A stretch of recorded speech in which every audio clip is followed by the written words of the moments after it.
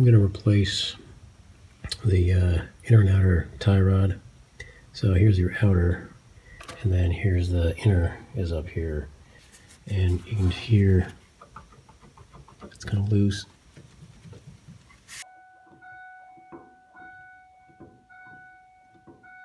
So I think they're shot.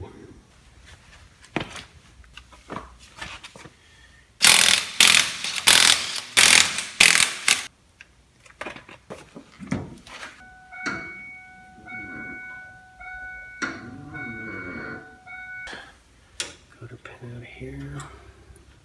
There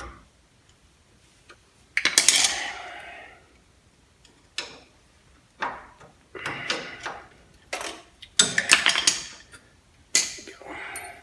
3/4.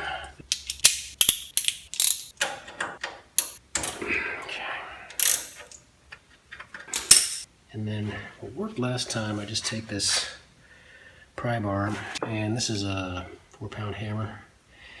Put this in here. Hold some downforce on the bar, and then I'm gonna hit right here. So we'll give it a little drink.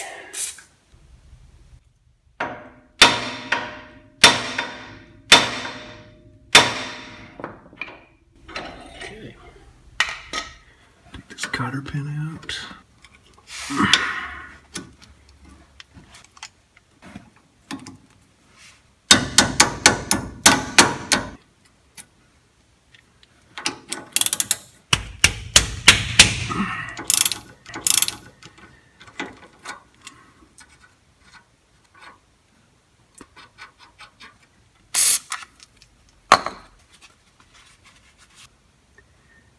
And we'll give it a little bit of encouragement first. We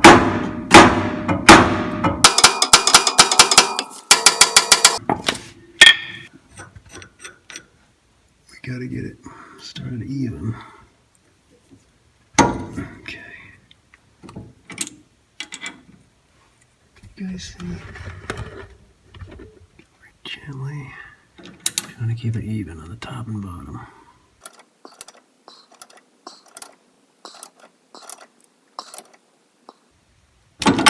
Yeah, right. There we go. Take this loose.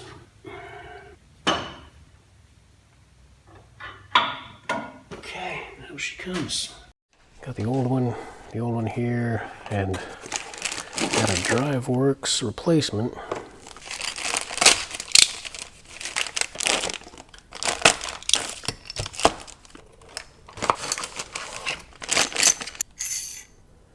Curious if this is exactly, it's pretty close to the same length.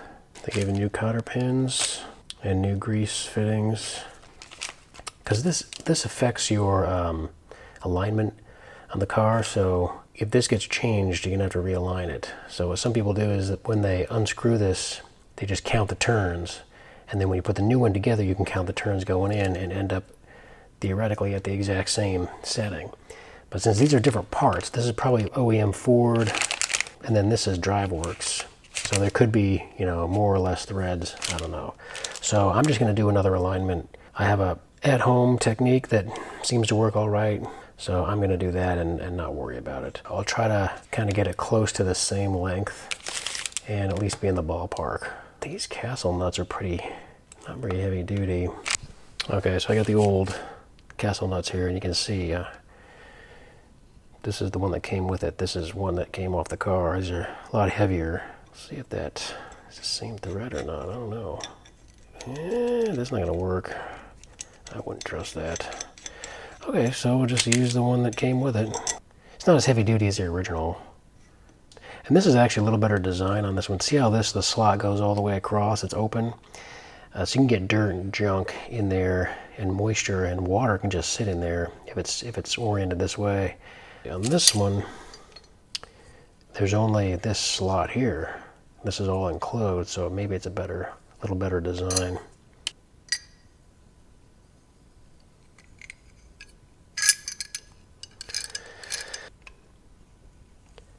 There. Okay, just a little bit to get them lined up. Of course, I gotta undo it because you're You're supposed to be on there.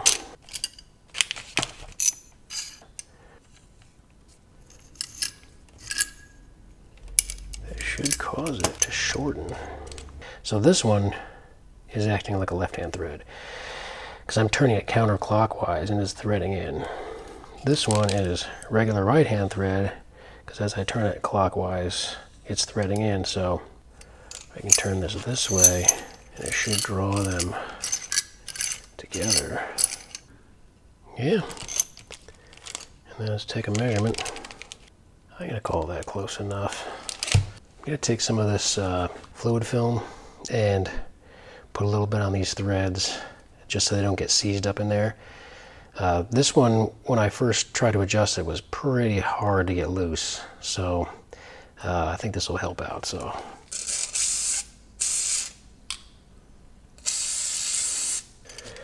turn this back together. That should spread it around. I'm gonna put the Zerk fitting in.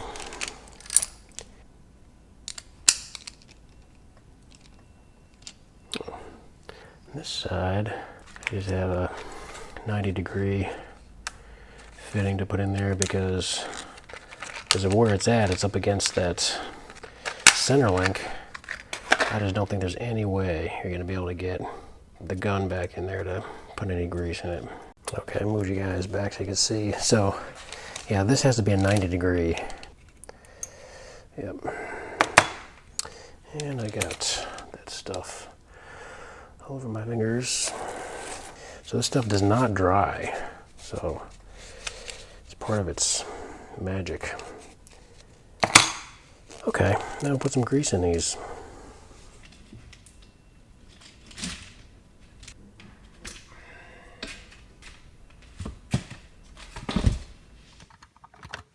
There we go. All right. Clean that up a little bit. Behind, like that.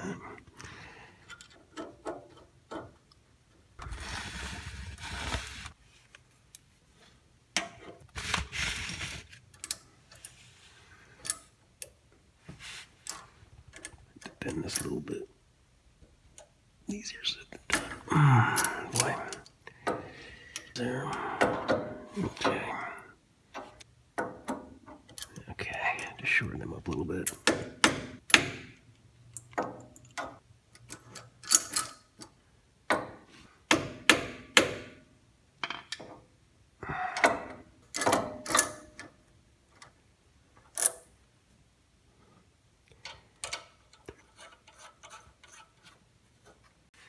All right, tighten them down there a little bit.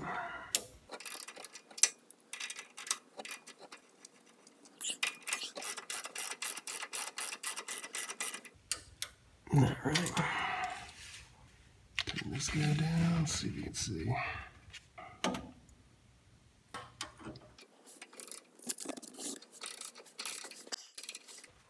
Okay. Let's give her a little torque wrench action here. It says 35 foot-pounds, so okay, I gotta go around.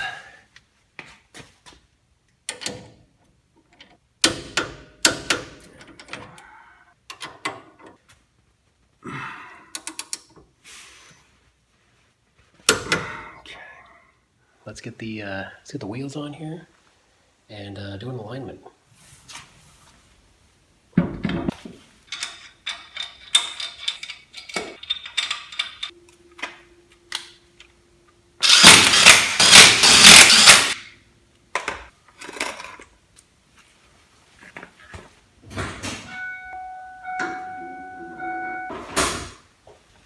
Okay, so the way I do this, the tire needs to be on a slippery surface. So I've got cardboard, plastic, and cardboard. And that'll make a nice surface I can slide on. And put that under.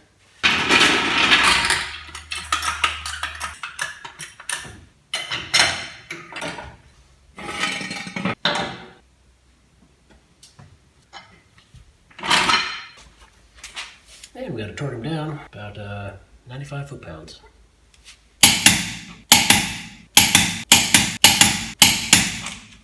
Another thing when you're doing an alignment is you need to make sure the steering wheel can't move.